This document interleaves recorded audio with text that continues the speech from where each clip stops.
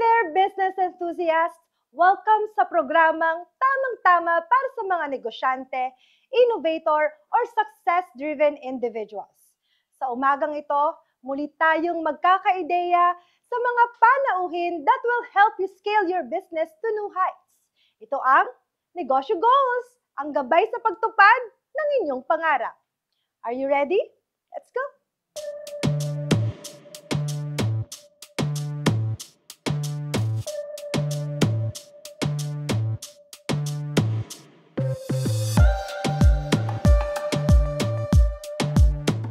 Alam nyo ba na ang inyong Miss A ay dati ding sumubok sa isang hair and nail business? Hindi nga lang pinalad, subalit marami tayong mga natutunan na nai-apply ko sa kung nasaan man tayo ngayon. Ngayong umaga, samahan nyo ako at kilalanin ang isang negosyante na sumubok din sa ganitong negosyo sa pamamagitan ng pag-franchise.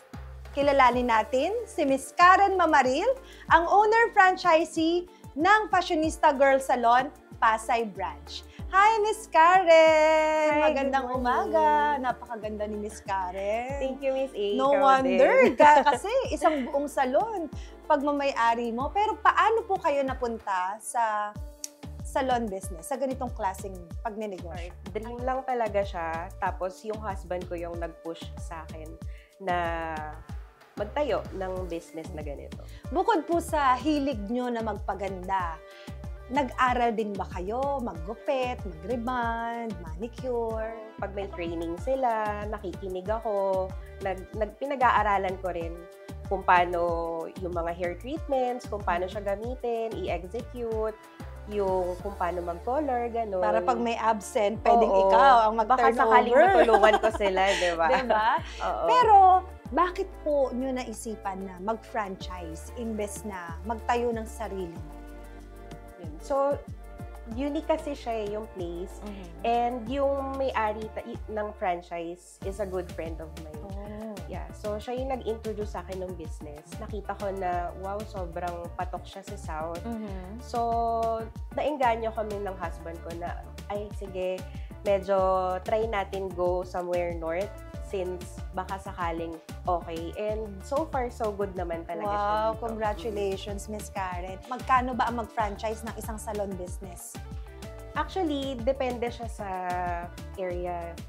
Pero since malaki talaga tong area natin, siguro, at least 3 million. Kasi, Kasama na po yung doon. Franchise fee. Franchise fee. Gamit, furnitures, renovation. So, pwede nang makapagsimula totally. Pwede.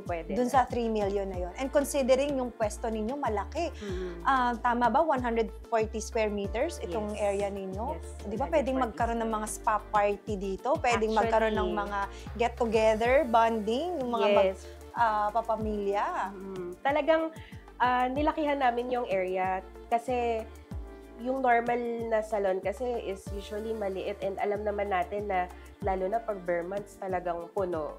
So, ang goal talaga namin is makapag-accept ng mas maraming tao na hindi nila kailangang maghintay ng matagal kasi malaki yung area and marami kaming kayang service. So, yun lang. Kailangan positive ka lang din talaga lagi. And, syempre, promote your business. Huwag kang mapapagod. Yun talaga yung sikreto. And how do you promote your business?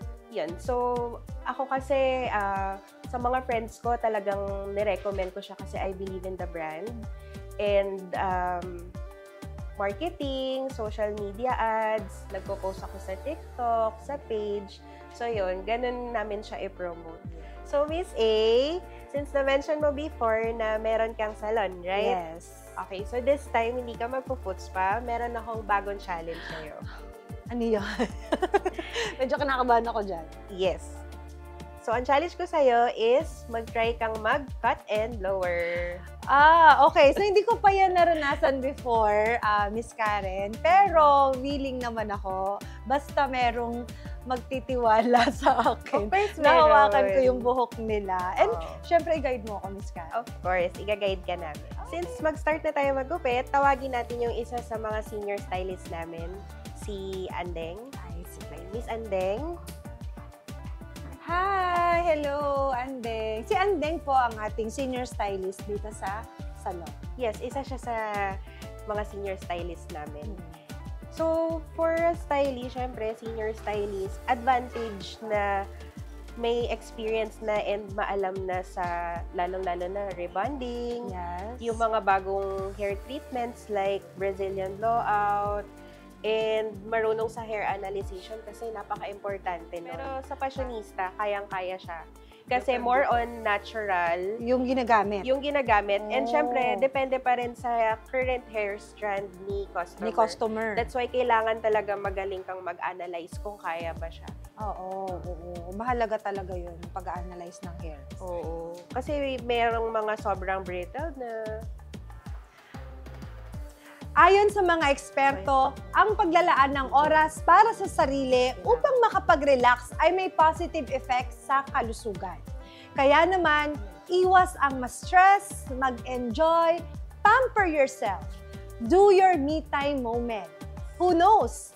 Eto pala ang maging source of income mo katulad ni Karen. Tutok lang, magbabalik ang Negosyo Goals!